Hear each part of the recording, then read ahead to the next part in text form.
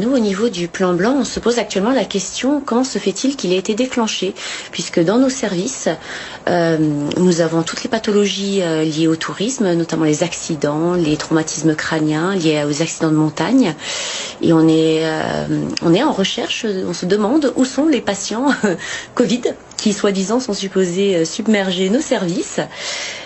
Donc j'invite tous les journalistes à appeler les directions des hôpitaux pour demander combien de patients occupent ces services. Et de manière informelle, donc voilà, je peux vous le dire et je vous invite à faire ces recherches-là. Et au niveau, nous, du collectif 05, en effet, c'est la goutte d'eau qui fait déborder le vase. Nous avons demandé aujourd'hui un rendez-vous à Madame Baglioni, qui est responsable départementale de l'ARS, qui, elle, est en vacances. Alors que nous, soignants, nous allons devoir renoncer à nos vacances. Et nous sommes interdits de démissionner, notamment sur un plan blanc. Donc oui, peut-être qu'on peut appeler ça la goutte de trop. Vous êtes aussi chirurgien, vous, Pascal. Ça signifie aussi la déprogrammation des opérations. Plus de travail, forcément, pour vous? Oui, en partie, enfin souvent plutôt moins de travail que plus, parce que effectivement ces plans blancs désorganisent l'activité réglée, et souvent ça pousse à la baisse cette activité réglée, ce qui d'ailleurs occasionne beaucoup de pertes de chance pour les patients en Covid. On a beaucoup de recul qu'on était en train de récupérer, mais là ça risque de donner un nouveau coup de frein à la bonne gestion à tous les besoins de santé publique. En ligne de mire, évidemment, on l'a entendu, l'obligation vaccinale. Pourquoi être farouchement opposé à cette obligation vaccinale aujourd'hui?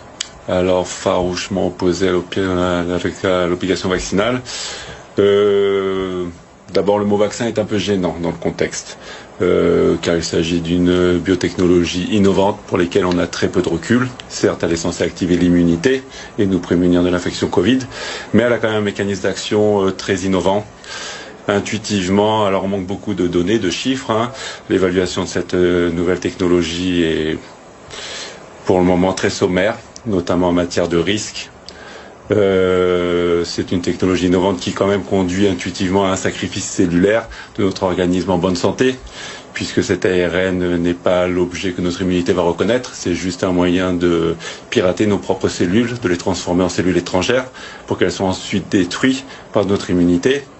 La chose préoccupante, c'est que du peu qu'on connaisse de cette technologie-là et de ce que nous dit Pfizer dans son AMM conditionnel, c'est que l'ARN messager injecté chez le rat atteint quand même des organes cibles critiques tels que le cerveau, le cœur, les gonades et notamment les ovaires des dames.